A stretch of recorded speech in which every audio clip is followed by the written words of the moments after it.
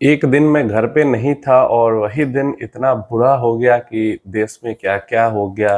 पहले तो एयरप्लेन हादसा हो गया और लगभग 250 लोगों की डेथ हो गई और दूसरा मार्केट भी क्रैश हो गया कल भी और आज भी मार्केट मतलब ओपनिंग ही नीचे हुई है। थोड़ी-सी रिकवर करने की कोशिश कर रहा है मार्केट जब मैं वीडियो बना रहा हूँ। लेकिन मतलब अच्छी चीज़ नहीं हुई और मैं डेफ़िनेटली कल रहता तो मैं वीडियो ज़रूर बनाता, लेकिन मैं बाहर था और इस कारण से मैं वीडियो नहीं बना पाया, ना मार्केट अपडेट को लेकर ना प्लेन क्रैश के बारे में। तो बहुत मतलब जिन लोगों के भी परिवार वालों की हानि हुई है, तो क्या कर सकते हैं, दुःख का समय है, बीत जाएगा। और ज़िंदगी कितनी ज़्यादा अनप्रेडिक्टेबल है, लाइफ़ कितनी अनप्रेडिक्टेबल है, कब क्या हो जाएगा, कोई नहीं बता सकता। इसलिए जब तक ज़िंदा हो, अच्छे से मतलब फ्यूचर प्लानिंग भी करो, लेकिन ज़िंदगी को भी अच्छे से जीने की कोशिश करो।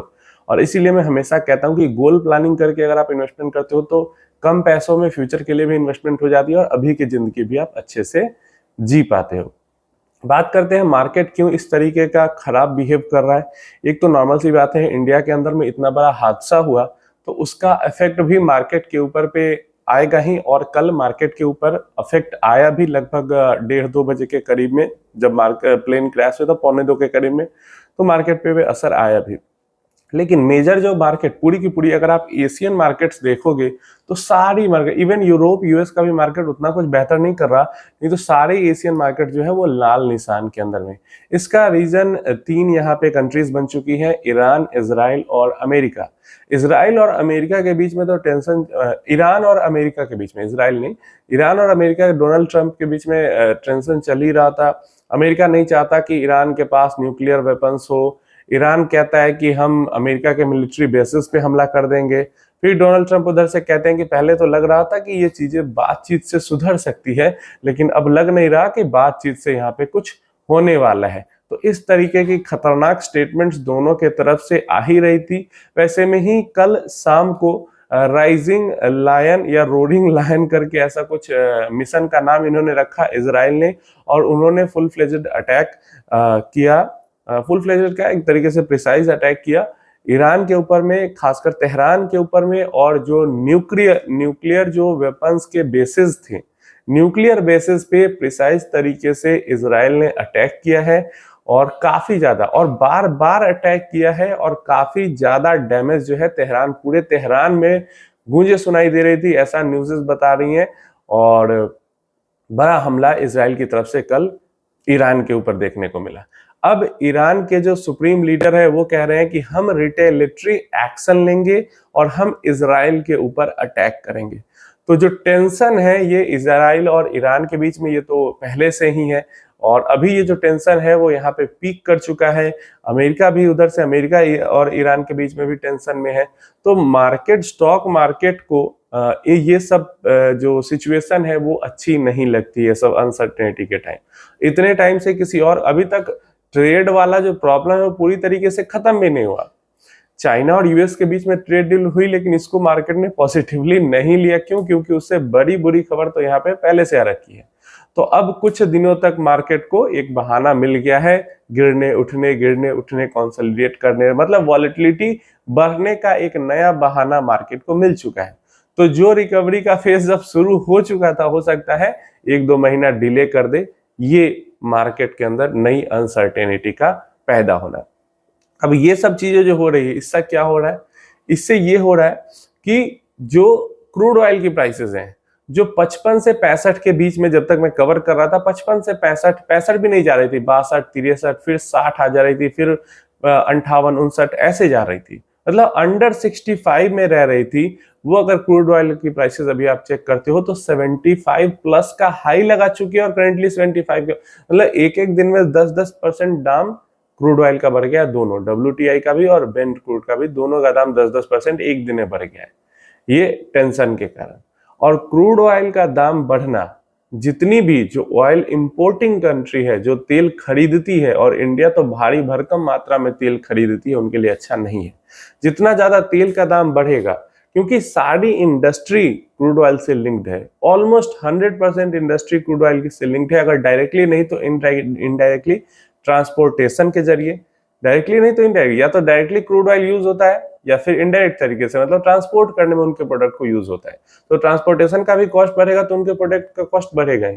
तो क्रूड ऑयल के प्राइसेस में जंप आने से क्या, इकोनॉमी के अंदर महंगाई बढ़ जाती है, सारे चीजों के दाम बढ़ जाएंगे। और ऐसे में आरबीआई इन्फ्लेशन काबू में रहने के कारण आरबीआई रेट कट वगैरह कर करके नीचे आया है। फिर से अगर महंगाई बहुत ज्यादा बढ़ जाती है अचानक से, ये परेशान इधर होने के कारण बढ़ेगी। इस क्वार्टर का जब नंबर आएगा वो महंगाई वाला, तो जो इन्फ्लेशन का नंबर आएगा वो तो बढ़ा हुआ आएगा ही, क्योंकि इतनी क्रूड ऑयल की प्राइसेस बढ़ रही हैं।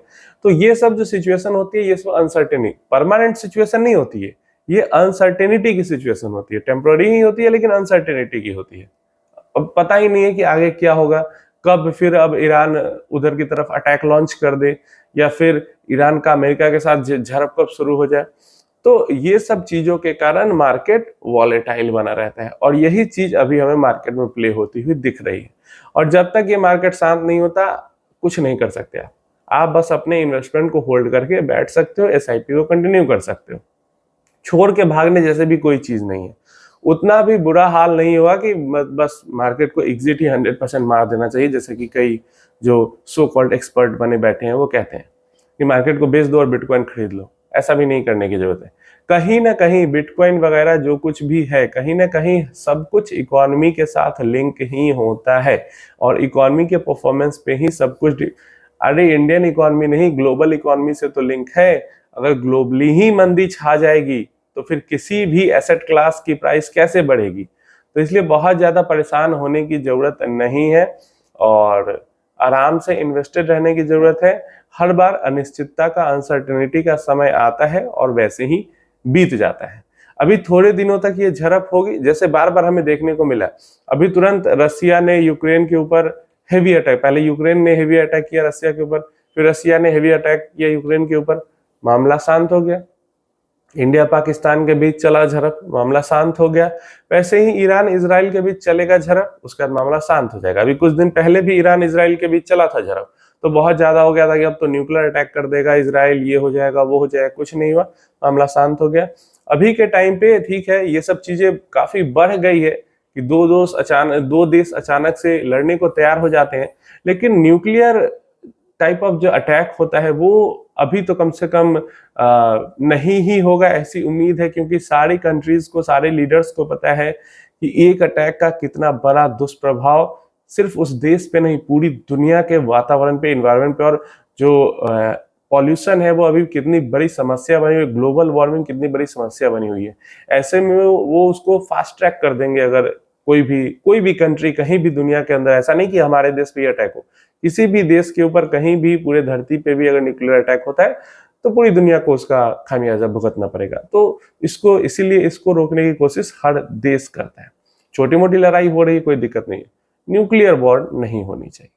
और इसलिए थोड़े समय के लिए अनिश्चितता बढ़ी है। देखते हैं ये कैसे आगे प्रोसेस करती है, शाम तक क्या क्या होता है, उसके ऊपर फिर से मैं वीडियो बनाऊंगा क्या क्या अभी तक हुआ है। अभी तक तो सिर्फ इजराइल ने ईरान पे अटैक किया है, ईरान ने कहा है कि हम इस पे एक्शन लेंगे, रिटेलिटरी एक्शन लेंगे, और इसी कारण से क्रूड ऑयल के प्राइसेस, रुपी बहुत ज्यादा गिर गया है। पहले से भाप लेता है चीजों को, तो रुपी गिर गया, 86 के ऊपर चला गया है रुपी, तो 2-3 महीने के लोएस्ट लेवल पे चला गया है। और ऐसे टाइम में ऐसा नहीं कि जो डॉलर है वो बहुत ज्यादा स्ट्रांग हो रहा है, क्योंकि डॉलर इंडेक्स जो है वो भी गिरा हुआ है, 98 पे आ चुका है। तो यूरोपियन करेंसीज, जापान की करेंसी, ये सब स्ट्रांग हो रही है, लेकिन हमारा रुपया गिर गया है पिछले कुछ समय में। और अगर इतना ज्यादा रुपया गिरने का एक रीजन ये भी, आरबीआई रेट कट कर भी रही है और इन्फ्लेशन बहुत ज्यादा बढ़ेगा, तो ये सिचुएशन थोड़ी सी खराब हो जाएगी थोड़े समय के लिए। फिर तो आरबीआई इस पे डिसीजन वगैरह लेके इसको ठीक कर ही लेगा, लेकिन थोड़े समय के लिए अनप्रेडिक्टेबल सिचुएशन हो जाएगी। तो टेंशन लेने की, घबराने की जरूरत नहीं है। गिरा मार्केट कल, आज भी गिर जाएगा, कोई दिक्कत नहीं है। अभी ग्लोबली सिचुएशन ही ऐसी चल रही है कि मार्केट वॉलेटाइल रहेगा।